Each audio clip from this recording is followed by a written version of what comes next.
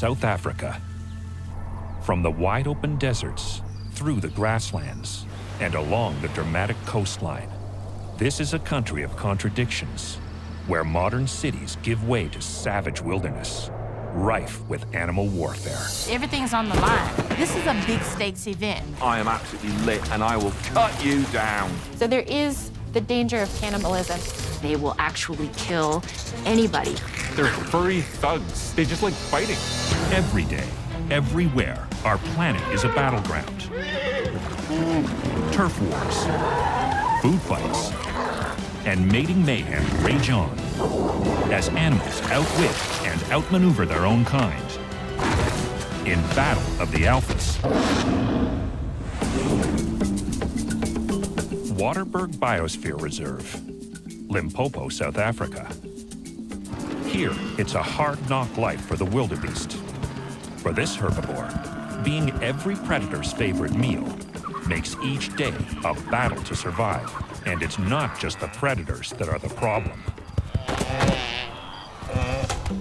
Whether it's the large blue wildebeest or the more compact black wildebeest, right after the rains, when they are well fed and in prime condition, it's mating season, also known as the rut.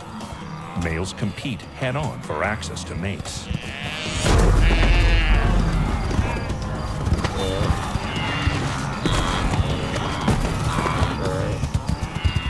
The rut, it's only like 3 weeks long, but during that period of time, the fighting is pretty much nonstop. There is something special about the rut. Everything's on the line. This is a big stakes event. The females will come into estrus. The males, their testosterone levels begin to increase. They get into more skirmishes. For these wildebeest, time is of the essence. Forget about eating, forget about sleeping. We're just not gonna do those things for a while. We're just gonna smell the air, find as many females as possible, and do our best to mate with as many as possible. A herd of around 100 occupies about 1 square mile at a time. But in mixed sex herds, during mating season, small breeding clusters form. A dominant male guards his harem within his territory, roughly the size of a football field. And to attract more fertile females, he needs more attractive real estate. Ideally, he wants enough grass, because females need to graze and eat while they're there, and access to a watering hole. Once these males establish a territory, they have to communicate to everybody else that it's their territory. So they stand tall, they paw the ground, and they poop everywhere. With his head held high, the bull doggedly patrols his patch, welcoming cows in and warning male rivals off. When the testosterone starts flowing, they get crazy. I mean, it is like a drug. They're frothing at the mouth sometimes. They're kicking up dirt and foliage. If they don't have someone to fight, they're basically just trying to fight with the ground. In fact, the act of fighting may even spark a rise in hormone levels. The more they fight, the more virile they become, and the greater their chances with mates. They really do have to fight for their right to party. When a bull meets another wildebeest, they greet each other by moving at a rocking canter. If it's a cow, the bull wastes no time in getting down to business. But if it's another bull, well, that's a different story. The male puts tons of energy fighting off other males, trying to defend this little piece of turf so that he can mate with the females that are there. But there's a very limited amount of space. There's a very limited amount of time to do all the mating he can do for the entire season. When wildebeest bulls challenge one another, they can use auditory cues such as snorting or huffing. And then as they approach and get closer and closer, this ritualistic dance happens between the males where they'll drop their head and they're sweeping from side to side, so trying to demonstrate how big they are. As a child, I remember hearing a story about wildebeest being made up of all the leftover parts of other different animals. When two wildebeest finally come at each other head to head,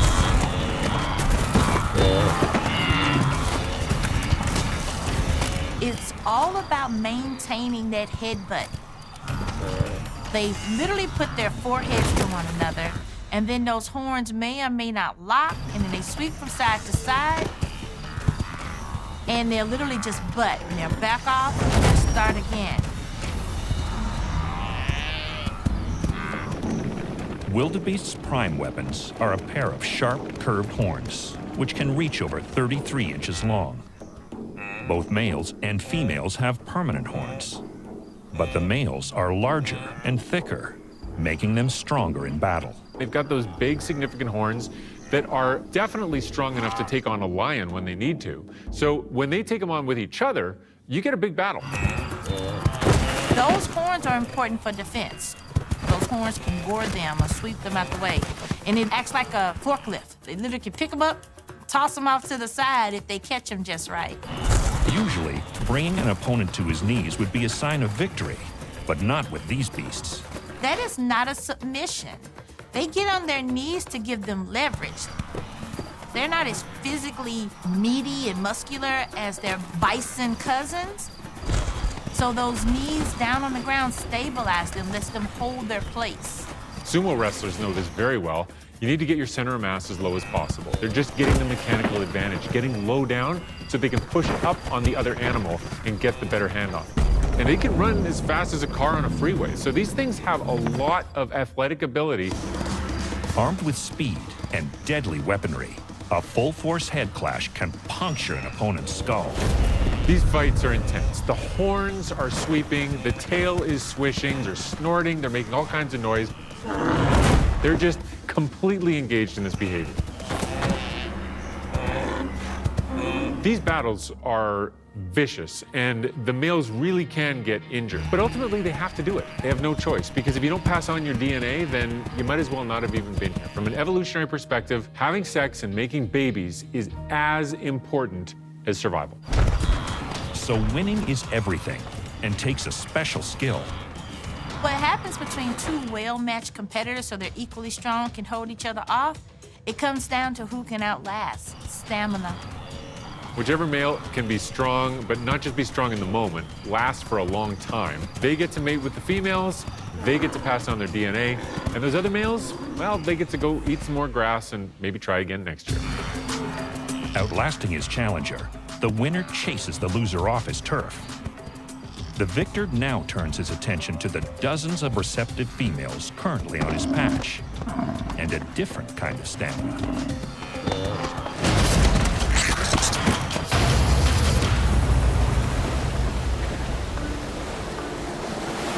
The Atlantic Ocean's tropical intertidal mudflats along South Africa's coast provide a perfect spot for a true fish out of water.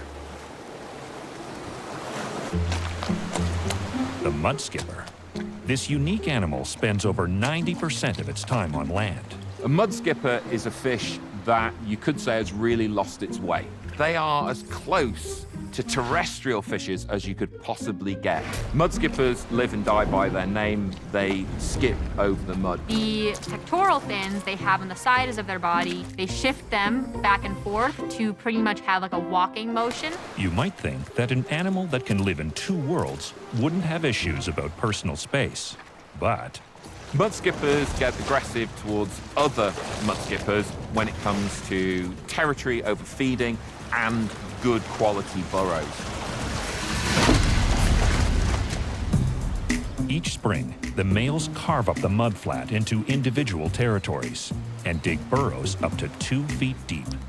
The mud skipper is just trying to protect that burrow that it worked so hard to build. To get that other male to leave you and your burrow alone, because your burrow is where you have all the eggs. Protecting that is what it's fighting for.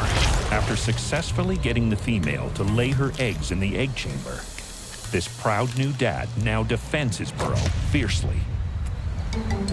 If another mud skipper accidentally crosses into his prized kingdom, the defender becomes highly territorial. That's when the threats begin. They have their dorsal fin, which is on their back, and they predominantly use that for threat displays. They tell another male, like, hey, back off, I'm really tough. They're trying to show how healthy they are. They're saying, look, there's no point bothering with me, mate, because I am absolutely lit and I will cut you down. If the intruder retaliates and spreads his own fin, it means one thing: fight. Which for a mud skipper means many things. Some wrestling, a little shoving, and chasing. But all this mud wrestling takes energy and oxygen. Not easy for most fish to come by on land.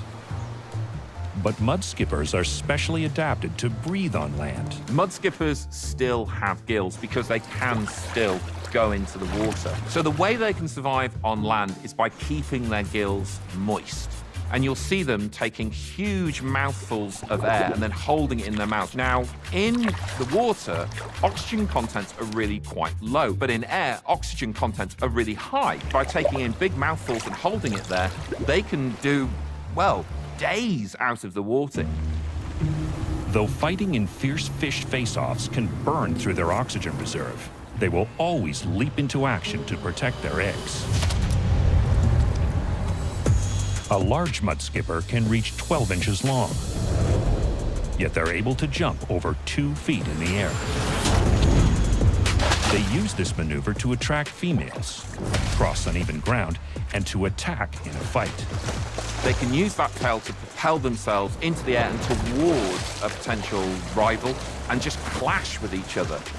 It's crazy. The higher you can jump, the more likely you will knock your rival off his game, splat into the floor, and then you've shown him who's boss. If a tail slap doesn't scare them off, they go face to face, aiming to leave the trespasser gobsmacked. So they will open their mouths and gape.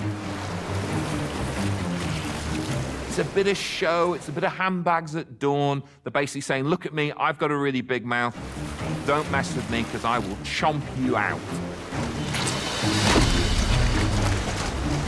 Their mouths are huge when they open them all the way. They're kind of just facing off with one another, having this very bizarre looking showdown just to pretty much say, leave my burrow alone. If it still continues and escalates, then they will lock jaws. And at this point, it's a test of strength. If they get a chance, they might have a nip or a peck, but really, they're just trying to mouth wrestle them to the ground. In the battle to protect his home and his offspring, anything goes. It's just a matter of fighting or lashing out enough and body slamming enough and gaping your mouth. By fighting off that other male, it's protecting its eggs to the best of its ability. This intruder knows he's beat and retreats back to safety, leaving the victorious mud skipper to return to his burrow and wait for his offspring to hatch.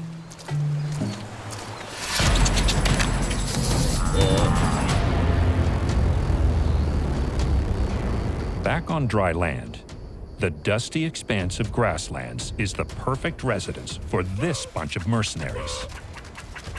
Meerkats, so tough they attack cobras and eat scorpions.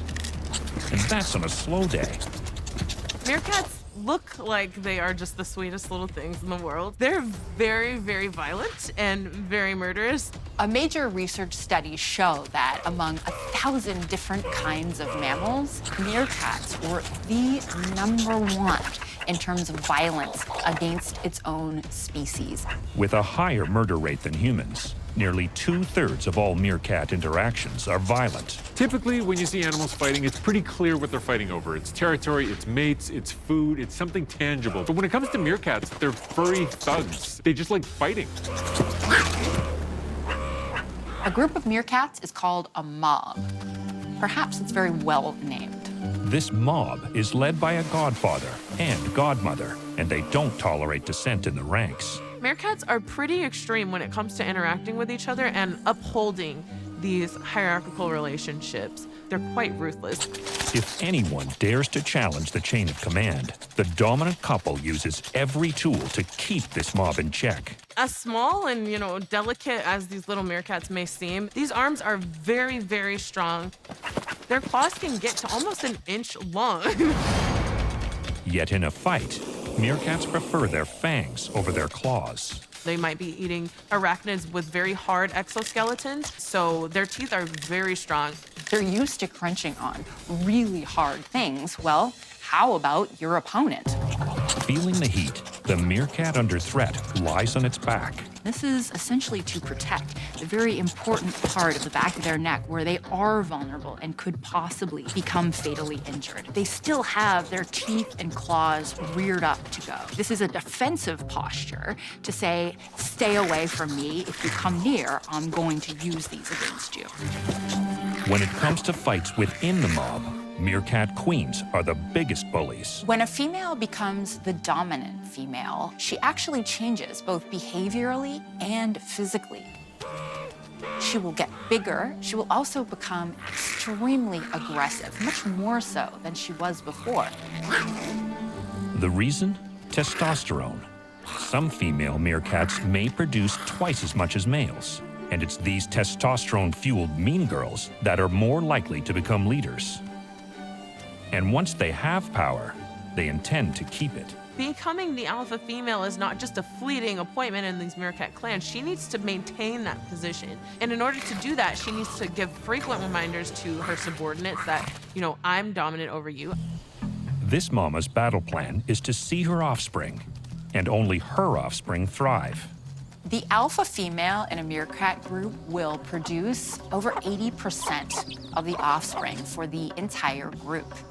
Subordinate ones, if they do manage to become pregnant, the alpha female will become very violent towards the pregnant female. If they cross that line, the alpha female will commit infanticide. And what that means is that she will kill those offspring.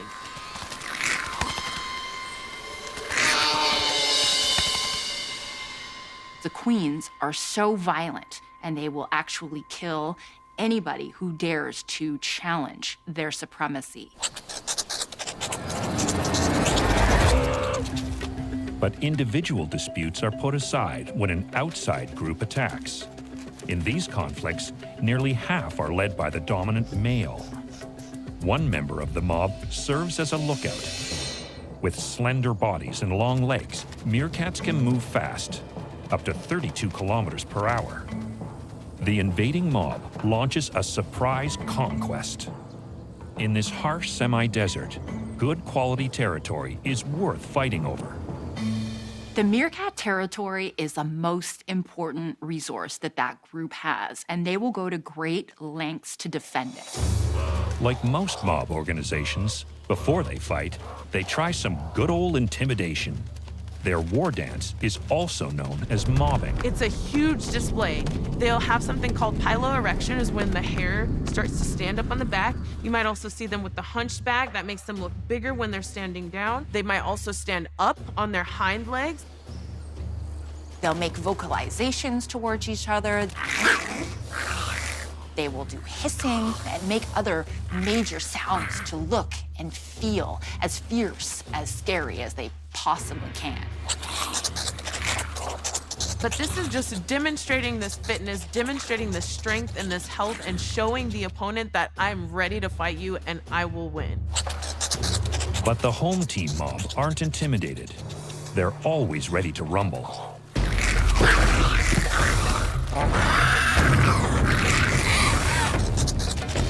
They do these really weird WWF moves where they're grabbing each other by the waist and they're trying to throw each other down. Meerkats are very lithe and flexible.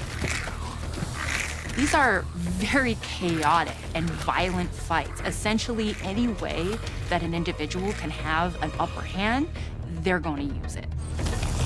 These merciless meerkats can even lock onto their foe for as long as 5 minutes. And these violent gang wars can come at a high price. Almost 10% of clashes end with at least one meerkat dead.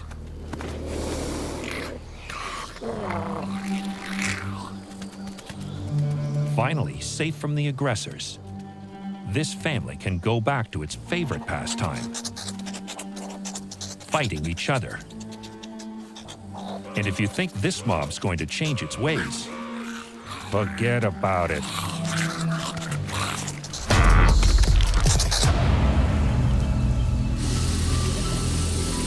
Locusts.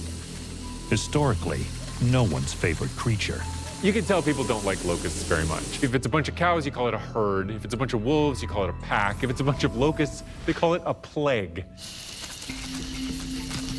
Turns out even locusts don't like locusts. Locusts are usually solitary. They don't like to be around other locusts, but when weather conditions change, there's less food available, and they start to be packed in high densities around the remaining food sources. When the locusts get close together, things start to change for them physiologically. You're the same person whether you're sitting at home in your living room or if you're at a concert with a whole bunch of people around you. But for locusts, they completely change into a different kind of beast. It's called the gregarious phase, and they change color, they get bigger muscles, their brains change, and their behavior totally changes to make them more aggressive. As the population grows and these usually solitary grasshoppers are forced together, the sight, smell, and touch of each other causes a spike in their serotonin levels, sparking their transformation from grasshoppers into locusts. They morph from solitary green individuals into gregarious yellow-brown individuals. And things don't stop there. As their appearance changes, so do their dinner plans. So there is the danger of cannibalism within the swarm. Recent research has shown that cannibalism is actually a strong force controlling the behavior of the locusts within the swarms. They are grouped together because there's an advantage to living in a swarm, but they're not necessarily cooperating. When you see a swarm of these locusts moving as a unit, it looks like they're all sort of saying, let's all go together and eat over there. But it's much more brutal than that. If they detach from the swarm, they actually are at a higher risk of being eaten by predators. But within the swarm, they're still in danger. In danger from each other. For decades, scientists thought the swarm was cooperative behavior. But that theory has been upended. Nobody really understood that they were cannibals until just a few years ago. By definition, locusts are associated with food shortages. I mean, they eat everything. So when the plants are all gone, they really have nowhere else to get nutrition than to start eating each other. They're not flying together in perfect symmetry to get somewhere for dinner. They're all trying to avoid becoming dinner. If a locust slows down for any reason, all the locusts coming up behind it will start to jump on it and can attack it. And they start to cannibalize it. So they take big chunks, they rip them apart with their strong mandibles, and a locust can be completely eaten really quickly. Weirdly, any locust that moves perpendicular to the swarm has a higher chance of being attacked. An exposed flank can be too tempting for a hungry neighbor. So to survive, these fine young cannibals need to stay in line, literally. It's not just like if a locust dies, everybody goes and has a bite. It is eat them while they're alive. They're ripping the limbs off each other. They're taking bites out of each other's sides. They've got nice big jaws that they use for eating plants, and they work perfectly well on eating other locusts. They also have a secondary set of jaws that sort of hold things in place while they're doing that. With murder on the menu, fighting back is the only option. The locusts can use their legs to defend themselves, to fight off other locusts. If they're capable of it, they can jump away. They can jump up to 10 times their own body length. But in a swarm of millions, they don't know who to jump away from. If you have two sheep that are butting heads, you can handle those numbers. If you see a group of monkeys that are attacking each other, you might see dozens of individuals. But locusts, we're talking about millions, even billions of individuals in a ruthless battle for supremacy. If the crops last longer than the swarm, there's a chance of survival. But breaking up the swarm is not easy. It's hard for the locusts to deswarm because if they slow down, they're eaten by their neighbors. If they just kind of detach, they are at higher risk of being eaten by the predator. Most prefer to take their chances that the swarm will eventually break up, rather than become an easy target. The swarming phase lasts as long as the numbers last. So if you've got a huge population density, they're just going to keep on swarming with no mechanism to stop until a bunch of them are dead. And it's not until the population crashes again that they can go back to that solitary phase and go back to being harmless grasshoppers. Harmless as a million little ticking time bombs.